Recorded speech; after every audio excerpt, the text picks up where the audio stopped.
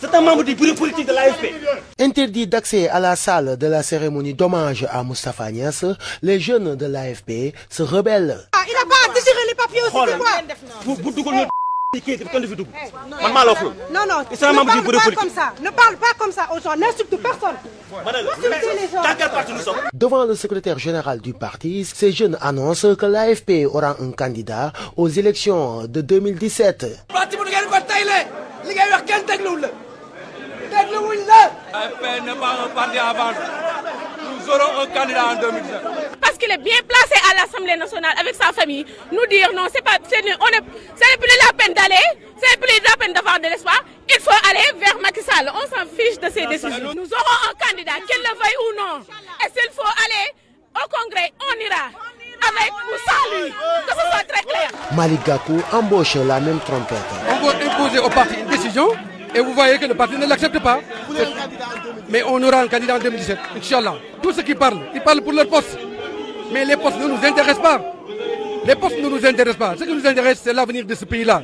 C'est l'avenir de ce parti-là. C'est les 15 ans de lutte que nous avons menés au service du Sénégal. C'est ça qui est important. Dépassé par les incidents qui ont émaillé la cérémonie, Moustapha Niasse dérape en s'adressant aux militants et responsables de l'AFP.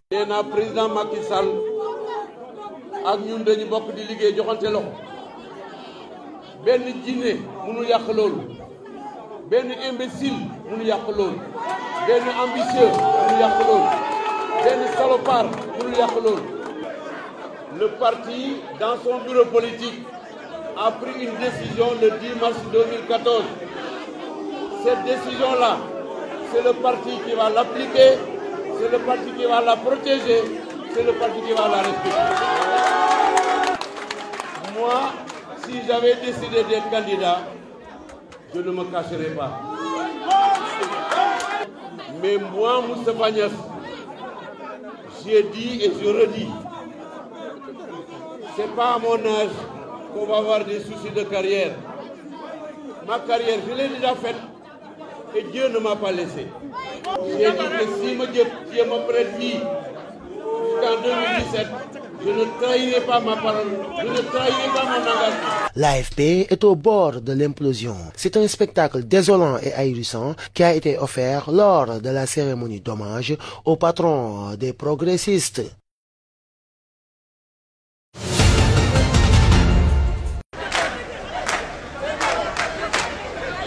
Ils ont quitté leur poste, brassards accrochés à la main. Les travailleurs de la SGBS sont en colère. Ils dénoncent l'arrestation de 2 de leurs collègues. Suite à une réclamation, une simple réclamation du prestataire qui était chargé d'organiser la colonie de vacances des employés de la RTS. La direction générale s'est autosaisie. Elle a instruit un audit qui n'a pas respecté, 1, les procédures, 2, le code du travail. Ils ont instruit une procédure, ils ont sorti un rapport qui était vide de sens.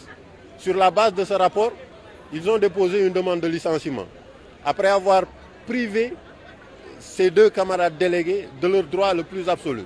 On ne leur a pas servi de demande d'explication. Ils ont été relevés de leurs fonctions, mutés sans leur consentement et leurs habilitations suspendues.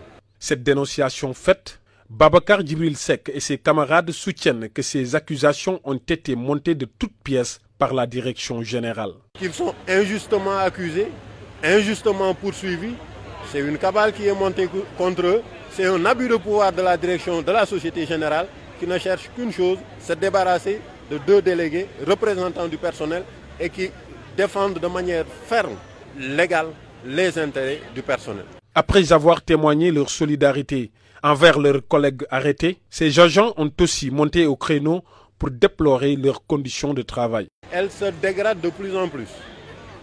Des primes qui sont supprimées, des brimades au personnel, un harcèlement moral subi par tout l'ensemble du personnel. Les gens arrivent au travail stressés. Le travail ne marche plus. Les habilitations qui permettent aux gens d'effectuer leur travail de manière correcte et efficiente sont réduites chaque jour de plus en plus. Le personnel local, l'expertise locale, les cadres locaux sont de plus en plus dénigrés et dégradés. Dans leur dynamique de lutte, Les travailleurs de la SGBS ont aussi déposé un préavis de grève. Ils ont fait savoir qu'ils comptent batailler ferme jusqu'au départ de leur directeur général. L'unique solution, selon eux, pour mettre fin aux problèmes auxquels ils font face depuis son arrivée à la direction. Quand on a affaire avec des hommes de l'Église, pour ne pas dire des évêques du Sénégal, les choses démarrent par ce qu'on pourrait appeler la pensée du jour. Je vous laisse la paix, je vous donne ma paix. Tout cela pour vous dire que la paix est un don de Dieu. Dixit Monseigneur Benjamin Ndiaye, président de la conférence des évêques du Sénégal, place maintenant à l'ordre du jour tournant autour de l'affaire Charlie Hebdo. L'affaire Charlie Hebdo et les événements qui ont suivi ont été à l'origine de la violence un peu partout à travers le monde. Ces genres de faits perturbent la quiétude des personnes et constituent également une menace pour leur bien.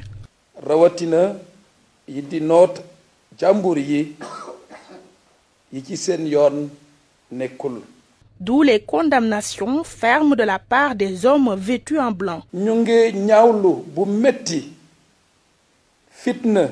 Nous condamnons avec la dernière énergie la violence que ces événements ont générée. Nous sommes contre le terrorisme et nous le réitérons, mais aussi nous ne cautionnons pas la caricature du prophète Mohammed.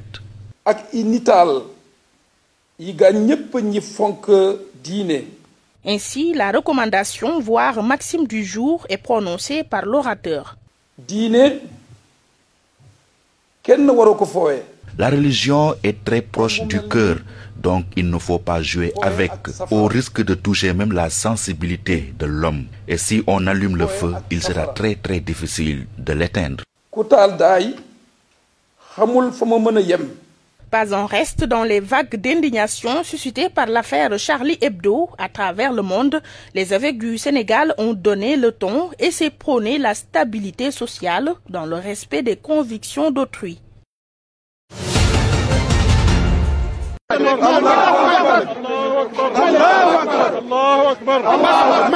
Des musulmans du Saloum, avec à leur tête des petits-fils de Maulana Cheikh al-Islam El Hadji Ibrahima Niass Baye, ont envahi la rue pour dénoncer les caricatures du prophète Mohammed paix salut sur lui et la présence du chef de l'État lors de la marche républicaine à Paris. La prophétie de Mohammed se repose essentiellement sur une grande démocratie, avec beaucoup d'impartialité et de cordialité. Aujourd'hui, vous, les Occidentaux, étant de vrais malades mentaux par rapport à l'islam, ne croyez jamais que c'est une religion basée sur l'égoïsme, ni sur le despotisme. Donc, des alibis de partout, et même de ses coéquipiers qui disent que bon, son voyage est n'est d'autre que donc des condoléances. Je l'ai entendu de Mankeur Ndiaye, je l'ai entendu aussi de Yahambaye, qui viennent dire que donc Macky Sall était parti simplement pour présenter ses condoléances. Alors pourquoi Macky Sall n'a pas attendu après les manifestations pour y aller? Pourquoi Macky Sall n'a pas attendu, n'est pas allé avant donc les manifestations? C'est parce que Macky Sall donc est un président qui n'a pas été vraiment, qui n'avait pas du tout consulté la base islamique, les hommes religieux, ses conseils même religieux. Alors, c'est ce qu'il devait faire avant donc de prendre une telle décision aussi fatale et aussi grandiose. Signalons que cette marche, partie de Kossi, s'est terminée à Medina Baye en passant par Léona Niassène. Je suis musulman. J'aime le prophète. J'aime le prophète. Sayyidina Mohamed. Kaoulak, Mamadou Makhtar Sarr pour la radio-télévision Walfadjri.